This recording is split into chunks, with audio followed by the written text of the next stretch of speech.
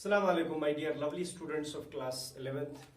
आयनिक equilibrium में आज हम प्रॉपर्टीज ऑफ वाटर डिस्कस करने वाले हैं। बहुत सारी प्रॉपर्टीज है वाटर के, उनको हम एक एक करके अच्छे से समझने की कोशिश करेंगे।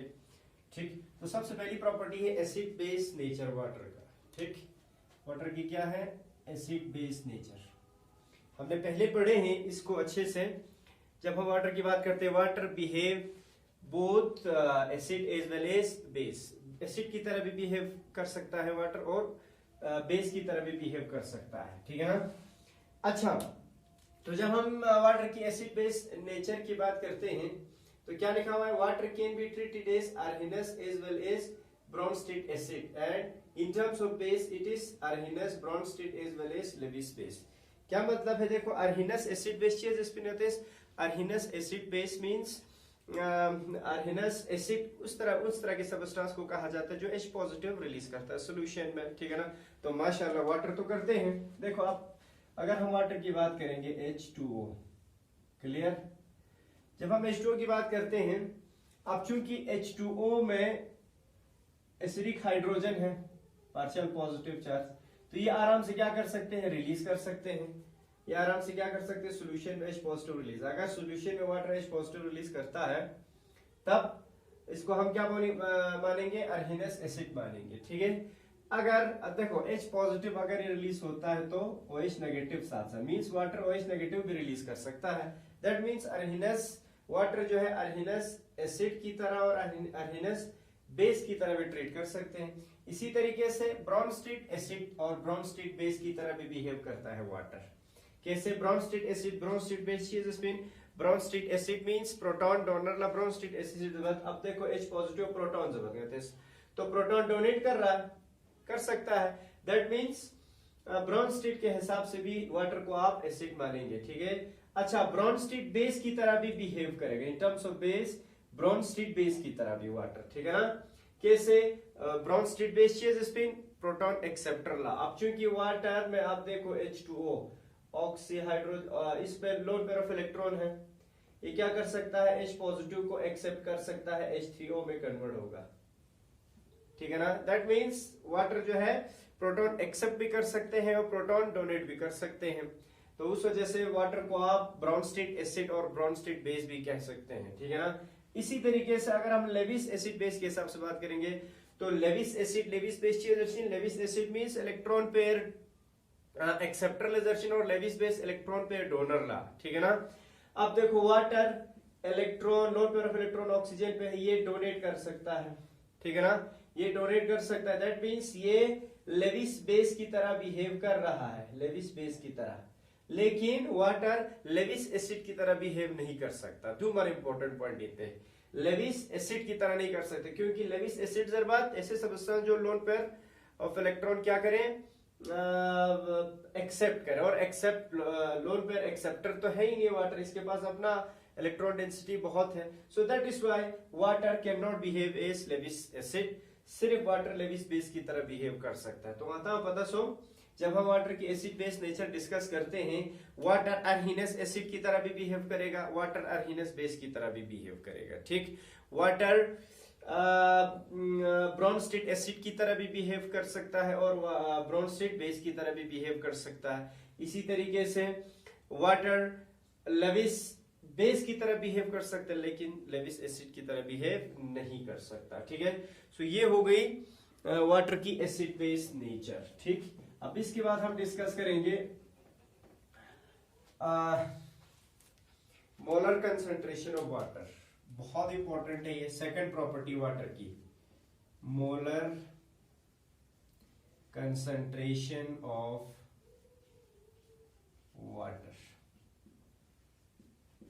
मोलर कंसंट्रेशन ऑफ वाटर क्या मतलब है इसका? मोलर कंसंट्रेशन ऑफ वाटर का मतलब क्या है? मोलैरिटी ऑफ वाटर है। Molarity of water, molarity of water. Water की मोलैरिटी हमें निकालनी है।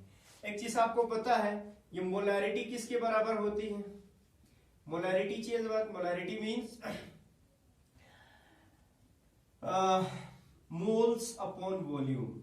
मोल्स अपॉन वॉल्यूम क्या मतलब है इसका? देखो, जनरली मोलारिटी डेफिनेशन कौन सी? Number of moles of substance and number of moles of solute dissolved in per litre of solution, ठीक है ना। पर लीटर, हर एक लीटर में कितना नंबर ऑफ मोल्स सॉल्यूट के डिसॉल्व होते हैं, कितने नंबर ऑफ मोल्स होते हैं, दैट इज मोलारिटी। यही तो हम बता रहे हैं। पर लीटर मींस वॉल्यूम, यहाँ पे मैंने वॉल्यूम लिखा। तो दीज आर मतलब पिंसुक, अगर हमें वाटर की मोलारिटी निकालनी है तो हमें मोल्स मालूम होनी चाहिए और वॉल्यूम मालूम होनी चाहिए। अब जनरली मोलारिटी की बात आ रही है तो वॉल्यूम को हम 1 लीटर लेंगे, क्योंकि मोलारिटी पर लीटर में कितने सबस्टेंस डिसॉल्व होती है, ठीक है ना।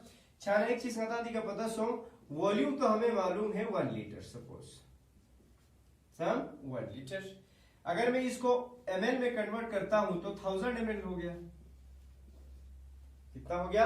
1000 ml। अगर मुझे वाटर की मोलारिटी निकालनी है तो वॉल्यूम के साथ साथ, वॉल्यूम तो चलो मालूम है, लेकिन साथ साथ क्या हमें मालूम होना चाहिए? हमें मोल्स मालूम होने चाहिए, यानी कि नंबर ऑफ मोल्स मालूम होनी चाहिए। आप मोल कॉन्सेप्ट में पढ़ते हैं, number of moles, number of moles किसके बराबर होता है? गिवन मास, ये given weight generating divided by molar mass, molar mass. ये फॉर्मूला है नंबर ऑफ मोल्स का। नंबर ऑफ मोल्स निकालने का जो फॉर्मूला है given mass upon molar mass. किसका? वाटर। हम वाटर की बात कर रहे हैं क्योंकि we are discussing with molarity, we are discussing molarity of water, ठीक है ना।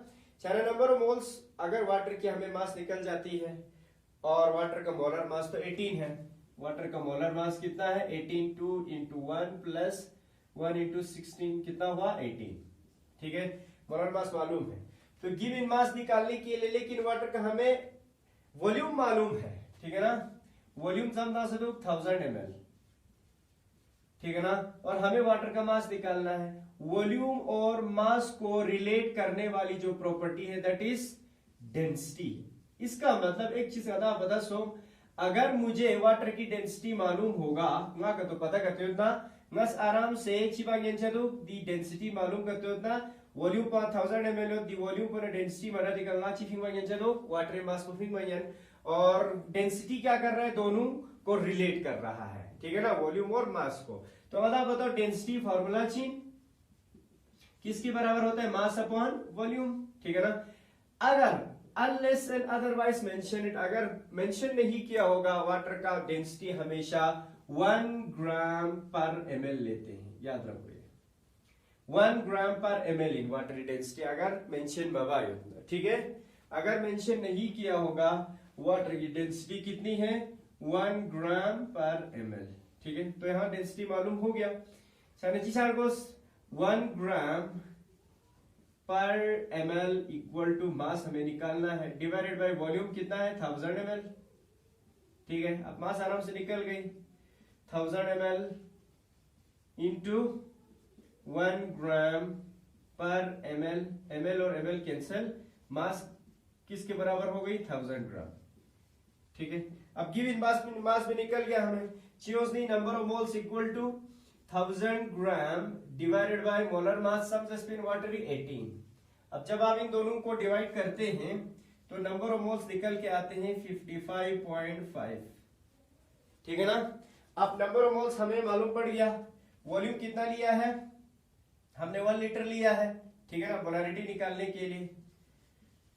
तो मोलारिटी ऑफ वाटर, वाटर की जो मोलर कंसेंट्रेशन है, number of moles 55.5 divided by volume कितना लीटर है? पर लीटर में लेना है मोलारिटी 1, सपोज नहीं 55.5 मोलर। तो अगर आपसे पूछी जाती है, बहुत इंपॉर्टेंट है ये, वाटर की मोलर कंसेंट्रेशन कितनी होती है? 55.5 मोलर, ठीक है ना। ये आप याद रखेंगे, मोलारिटी ऑफ वाटर इज 55.5, ठीक है। अब देखो वॉल्यूम को आप चेंज भी करो तो लास्ट में 55.5 फिर से आने वाला है, ठीक। कैसे? अगर आप वॉल्यूम को 1 लीटर की जगह 2 लीटर रखते हैं तो यहां पे कितना ml हो गया? 2000 ml। 2000 ml को आप 18 से डिवाइड करो, कितना आएगा? 2000 ले 18 डिवाइड माना 1.11 आएगा, ठीक है ना। नंबर ऑफ मोल्स 111.11 आएंगे। अब नंबर ऑफ मोल्स को फिर 1.1 को जब आप 2 से डिवाइड करेंगे, आप इस वक्त वॉल्यूम हमने कितना लिया है? 2, जब आप 2 से डिवाइड करेंगे तो दोबारा से 55.5 आने वाला है। वॉल्यूम को आप चेंज करते जाओ, कोई फर्क नहीं पड़ेगा, लास्ट में मोलर कंसंट्रेशन वाटर की 55.5 आना है, ठीक है। अगर आप 3 रखो 4 रखो तो लास्ट में फिर यही आना है, ठीक। So this is the molar concentration of water, ठीक। बहुत इंपॉर्टेंट है ये वैल्यूज, आप जितना हो सके इसको याद रखने की कोशिश करेंगे, ठीक। सेकंड जो हमारे पास, थर्ड जो हमारे पास वाटर की प्रॉपर्टी है that is ionic product of water, ionic product of water, या नहीं तो इसको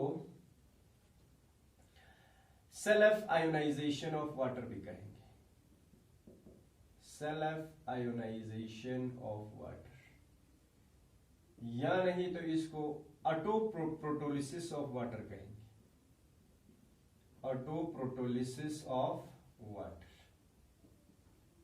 ठीक है ना।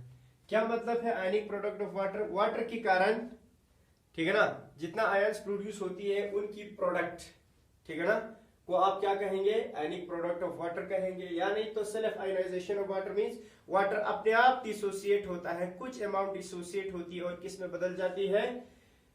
H पॉजिटिव और OH नेगेटिव में। ऑटोप्रोटोलिसिस ऑफ वाटर मींस अपने आप डिसोसिएट होकर वाटर प्रोटॉन प्रोड्यूस करते हैं, ठीक। अच्छा, अब देखो एक चीज बताओ तो ध्यान पता सोम वाटर अपने आप डिसोसिएट होती है और किस में बदल जाती है? H positive plus OH negative, ठीक है, ये चीज हमें मालूम है। तो आयनिक product of water last lecture में आते समझे बस में कि आयनिक प्रोडक्ट ऑफ वाटर चाहिए जरूरत the product of concentration of H positive and OH negative is always constant and that constant is represented by Kw और इसी constant को क्या कहा था? आयनिक product of water, ionic product of water, ठीक है ना, ये फार्मूला है। आयनिक प्रोडक्ट ऑफ वाटर मींस क्या है? The product of concentration of H positive and OH negative ion is always constant, ठीक है ना, and that constant is represented by Kw, ठीक है ना, और यही क्या है? आयनिक प्रोडक्ट ऑफ वाटर है, ठीक। अच्छा, ये जो Kw इसका वैल्यू भी मैंने बताया था आपको, Kw की वैल्यू 10⁻⁻14 किस टेम्परेचर पे? 25 डिग्री सेल्सियस पे कहा था। क्यों मैं टेम्परेचर को मेंशन कर रहा हूं यहाँ पे? जब सिंगल्स मेंशन कर दो जरा, क्योंकि दिस पर्टिकुलर Kw ये डिपेंड करता है, सिर्फ टेम्परेचर पे डिपेंड करता है, टेम्परेचर के साथ चेंज होगा। इसका मतलब टेम्परेचर को मेंशन बहुत जरूरी दो, ठीक है। तो वो अलग बात है, बाद में एनते जी जासे कि टेम्परेचर मेंशन माबा करते हो तो हमेशा 25 डिग्री सेल्सियस को लेके जाएंगे आप, हमेशा 25 डिग्री सेल्सियस को, या 298 केल्विन एज्यूम बचा मेंशन का तुम्हारा बंद। फिलहाल मैं टेम्परेचर का इफेक्ट समझा रहा हूं तो आपको ये चीजें मालूम होना जरूरी है। कभी कभार टेम्परेचर ता सोमा 25 बताऊंगा, 25 बच्चे ज्यादा ता सोता, 25 बच्चे कम ता से करते उतना जैसे नहीं यंता टेम्परेचर इफेक्ट को पता छा जरूरी। लेकिन एक चीज याद रखो, मेंशन बाबा ना 25 एज्यूम बचा, लेकिन टेम्परेचर के साथ साथ इफेक्ट पॉइंट पता जरूरी, पता छा जरूरी, ठीक है।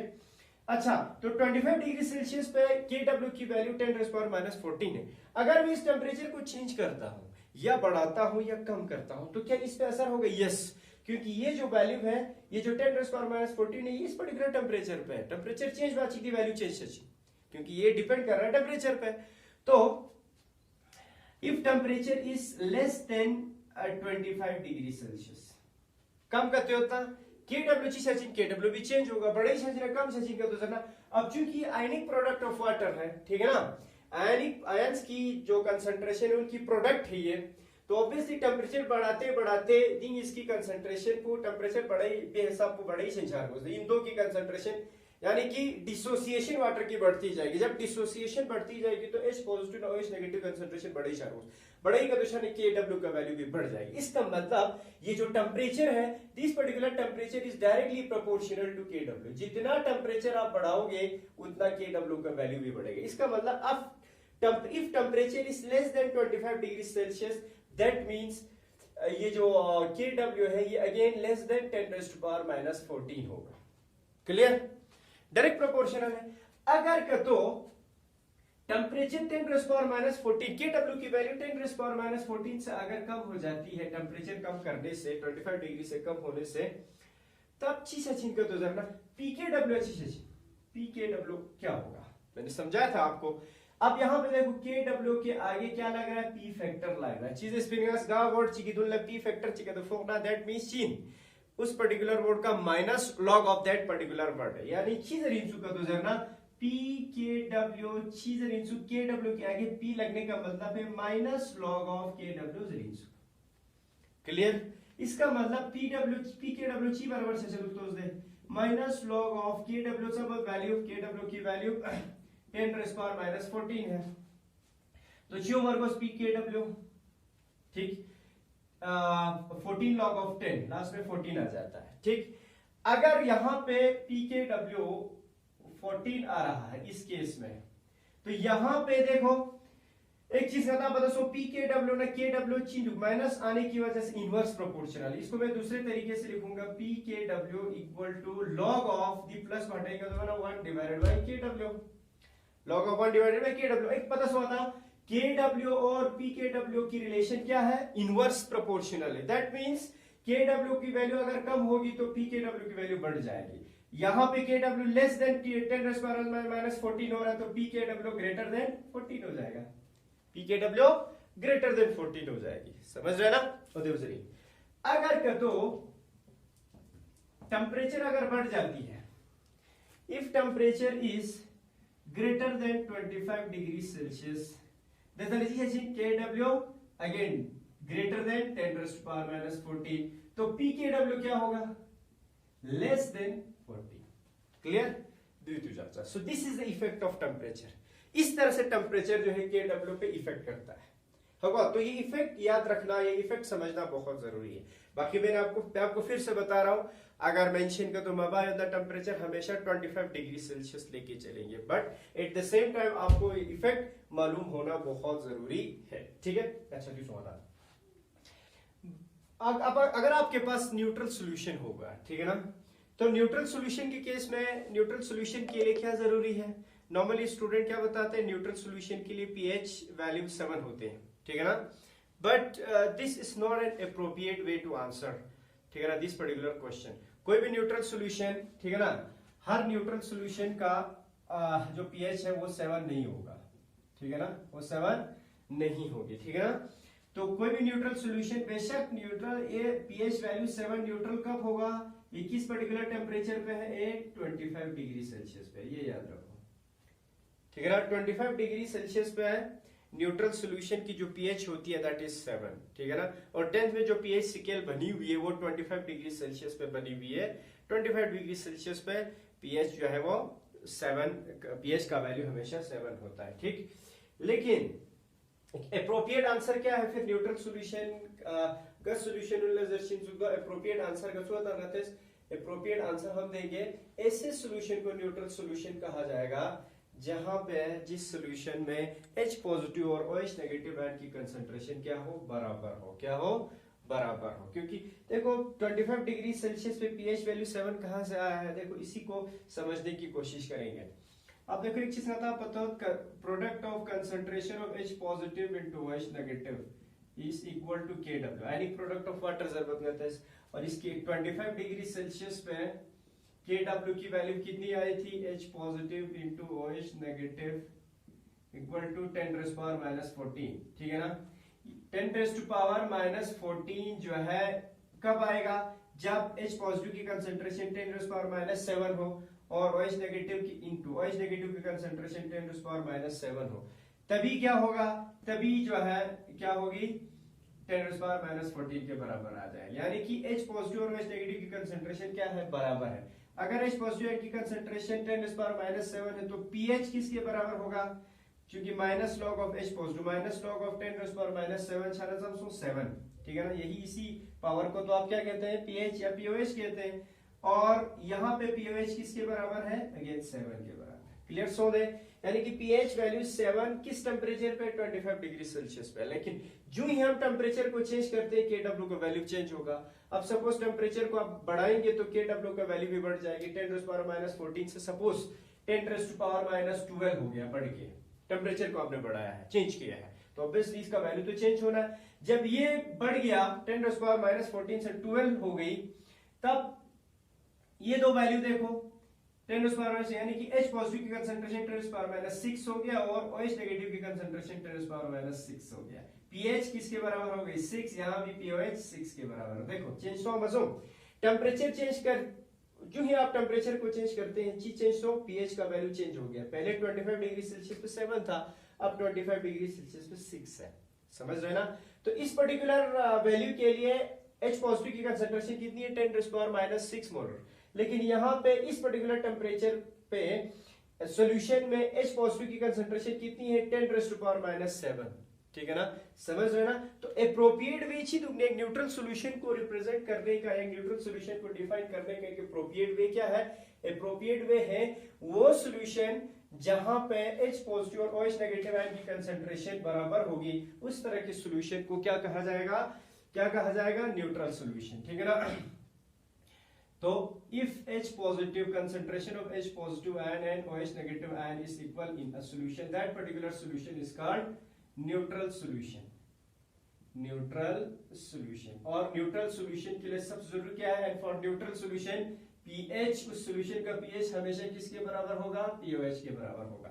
H पॉजिटिव की कंसंट्रेशन और OH नेगेटिव की कंसंट्रेशन हमेशा बराबर होगी। ठीक है? अच्छा, if H positive is greater than OH negative, अगर H पॉजिटिव आयन की कंसंट्रेशन ज्यादा होगा OH नेगेटिव आयन से, तब क्या है? H पॉजिटिव आयन की कंसंट्रेशन बढ़ रही है सॉल्यूशन में OH नेगेटिव आयन से, तो सॉल्यूशन क्या बनेगी? एसिडिक सॉल्यूशन बनेगी। और एसिडिक सॉल्यूशन के लिए pH क्या होगा? आप चूंकि बराबर नहीं आएंगे, क्यों नहीं आएंगे? क्योंकि आप H पॉजिटिव आयन की कंसंट्रेशन बढ़ गई है। जब H पॉजिटिव आयन की कंसंट्रेशन बढ़ेगी तो pH क्या होगा? H पॉजिटिव और pH की क्या रिलेशन है? चूंकि pH H की आगे क्या लगा? P फैक्टर लगा, तो minus log of H positive. ठीक है? Minus log means H, pH और H पॉजिटिव की क्या इनवर्स रिलेशन है।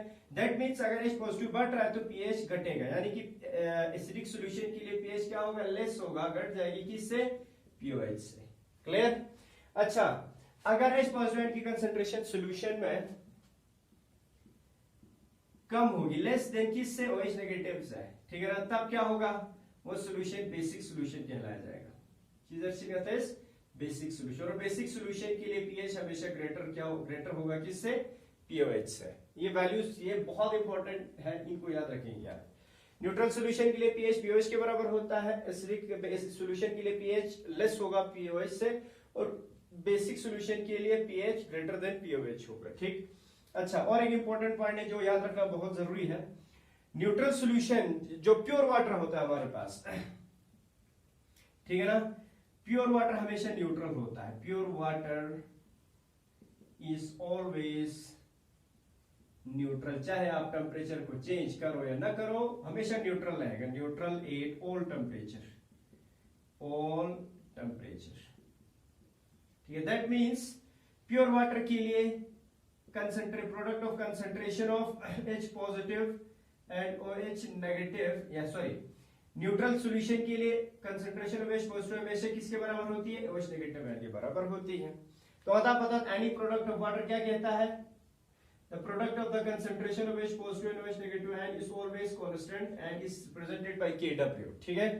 अच्छा, तो प्योर वाटर के लिए क्या है? OH नेगेटिव किसके बराबर है? OH नेगेटिव की जगह में क्या पुट कर रहा हूं? H पॉजिटिव, तो क्या बन गया? Kw।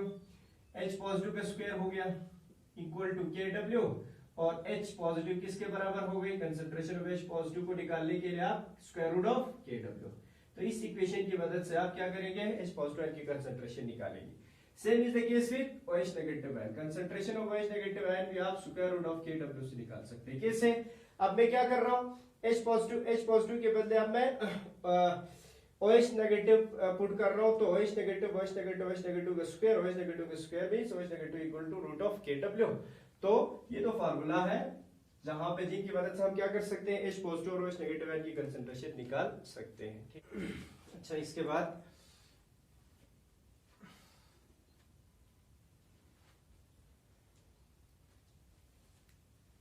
फिर इसके बाद लास्ट प्रॉपर्टी हम डिस्कस करेंगे वाटर की। ठीक है ना? That is Ka and Kb of water. क्या लास्ट प्रॉपर्टी है वाटर की? लास्ट फोर्थ है ना, फोर्थ प्रॉपर्टी। ठीक है? Ka and Kb of water, ठीक है, Kb ऑफ वाटर, ठीक। अच्छा, तो एक चीज बता दी, K is which is in K means acid dissociation constant और Kb means base dissociation constant। अब सपोज मेरे पास वाटर है, it can dissociate into H positive and OH negative ion, ठीक है ना। अच्छा, तो इस पर्टिकुलर रिएक्शन के लिए अगर आपसे पूछी जाती है Ka और Kb की एक्सप्रेशन लिखो, तो आप कैसे लिखते हैं? Ka इक्वल टू किसके बराबर होगी? Ka और सेम होगा, Ka और Kb किसके बराबर होगी? Concentration of H positive into concentration of OH negative divided by. अब देखो यहाँ पे मैं वाटर को नीचे लिख रहा हूँ। जनरली मैंने क्या कहा था आपको, वाटर नहीं लिखने होते हैं, लेकिन इस केस में मैं वाटर को डिनोमिनेटर में लिख रहा हूँ, वाटर की कंसंट्रेशन को। क्यों लिख रहा हूँ? वो इसलिए लिख रहा हूँ because in this particular case water अब सॉल्वेंट की तरह बिहेव नहीं कर रहा, बल्कि इस पर्टिकुलर रिएक्शन में चूंकि we are calculating Ka and Kb of water, Ka is which is in acid dissociation constant, that means ये जो वाटर ये एसिड की तरह बिहेव कर रहा है, या अगर Kb का देखिए ना वाटर बेस की तरह बिहेव कर रहा है, दैट मींस यहाँ पे वाटर सॉल्वेंट की तरह बिहेव नहीं कर रहा है, वाटर या एसिड की तरह या बेस की तरह बिहेव कर रहा है। दैट इज व्हाई मैं यहाँ पे क्या कर रहा हूँ, कंसंट्रेशन ऑफ वाटर लिख रहा हूँ। अगर आप K निकालते हैं तो यहाँ पे एसिड ये जो है एसिड की तरह बिहेव करेगा, कंसंट्रेशन ऑफ एसिड जबरदस्त, ठीक है। अच्छा, तो एक चीज पता, Ka और Kb इक्वल टू, ठीक है ना, Ka और Kb equal to product of concentration of H positive and OH negative ion is always constant and that constant is called ionic product of water. और किससे डिनोट कर देते हैं? Kw से, divided by concentration of H2O। Clear? अच्छा, अब देखो Ka और Kb इक्वल टू, ठीक है ना, Kw divide what is the molar concentration of water. अभी हमने वाटर की मोलैरिटी निकाली, कितनी है मोलैरिटी? कंसंट्रेशन ऑफ वाटर कितनी, मोलैरिटी कितनी? 55.5। क्लियर? अच्छा, एक 25 डिग्री सेल्सियस, ठीक है ना, 25 डिग्री सेल्सियस पे ये जो इक्वेशन है Ka और Kb equal to 25 degree Celsius पे Kw की वैल्यू कितनी है? 10 to the power minus 14 divided by 55.5। अगर मैं इसको सिंपलीफाई करता हूं, Ka और Kb इक्वल टू, ठीक है ना, 1 divided by 55.5 into 10 to the power minus 14, ठीक है ना। जब आप 1 को 55.5 से डिवाइड करते हैं तब ये वैल्यू आ जाती है K और Kb इक्वल टू 0.018 आएगा, ठीक है ना। आप डिवाइड करके देख लो, ठीक है, into 10 to the power minus 14, ठीक है। अगर मैं Ka और Kb इक्वल टू, ठीक है, अगर मैं इस 0.018 के बदले 1.8 into 10 to the power minus 2 लिखूं, ठीक है ना, 10 टू द पावर माइनस 2 लिखूं, क्या मतलब है इसका? इसका मतलब ये है 0.018 के बदले में 1 डिवाइडेड बाय 1.8 डिवाइडेड बाय मैं लिख रहा हूँ 100, ठीक है ना। क्या लिख रहा हूँ? अगर आप इसको डिवाइड करते हैं तो 0.018 दोबारा वापस आ जाएगा, ठीक। अगर मैं इसको ऊपर लेता हूँ तो 1.8 into 10 to the power minus 2 है जो यहाँ पे लिख रहा हूँ मैं, ठीक है ना।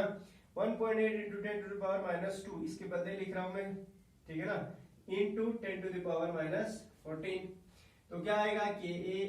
Ka और Kb, ठीक है ना, equal to 1.8 into 10 to the power minus 16, ठीक है ना। तो ये वैल्यू याद रखेंगे आप। वाटर की जो Ka या Kb की वैल्यू है, एसिड डिसोसिएशन कांस्टेंट, अगर ये एसिड की तरह बिहेव करता तो वैल्यू यही, अगर बेस की तरह बिहेव करता तो Ka और Kb वाटर के लिए हमेशा 1.8 into 10 raised to the power 10 to the power minus 16 आता है। ये वैल्यू बहुत इंपॉर्टेंट है। So these are the properties of water. इनको आप अच्छे से याद रखने की कोशिश करेंगे। इंशाल्लाह आगे के लेक्चर्स में हम न्यूमेरिकल भी डिस्कस करेंगे, ठीक है ना। तब तक थैंक यू वेरी मच।